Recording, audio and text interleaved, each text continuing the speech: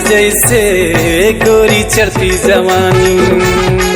रंग रसिया टूरा रे मोर उमर नदानी। तोला भगा के ले जाऊं गोरी रे, अपन दुल्हनिया मैं बनाऊं तोला रे। मऊहा के रस जैसे गोरी चढ़ती जवानी। रंग रसिया टूरा रे मोर उमर नदानी।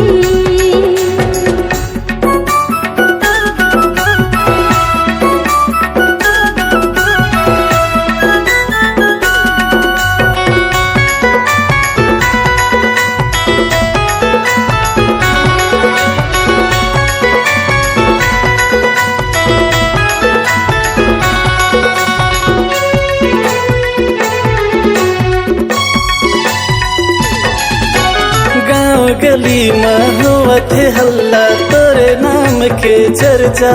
पे आजा रानी तोर उठाऊं खर्चा। चंदा सही मोरे रूप निखरे सूरज बरोबर बिंदिया। हाय चूड़ी कंगना मोर बले देना सजना। ते मोर सजनी मैं तोर सजना, हो गे हाँ पगला दीवाना दीवाना दीवाना। मऊहा के रस जैसे गोरी चढ़ती जवानी।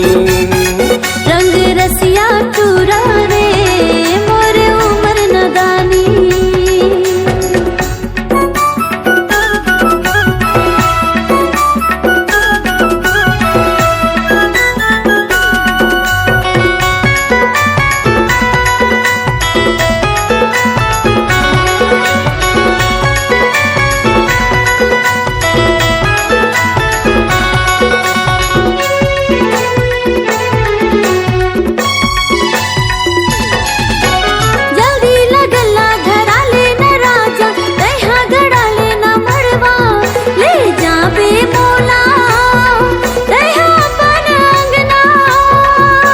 मधुर सही तोर बोली हलागे गजब के है तोर नैना। तोर कान के बाली तोर होठ के लाली। वादा है बोला नहीं छोड़ा तोला, खाके कसम दो की किरिया किरिया किरिया। मऊहा के रस जैसे गोरी चढ़ती जवानी। रंग रसिया टूरा रे मोर उमर नदानी। तोला भगा के ले जाऊं गोरी रे, अपन दुल्हनिया मैं बनाऊं तोला रे। मऊहा के रस जैसे गोरी चढ़ती जवानी। एला पर हाटूरा रे मोर उमर नदानी। मऊहा के रस जैसे गोरी चढ़ती जवानी। रंग रसिया टूरा रे मोर उमर नदानी।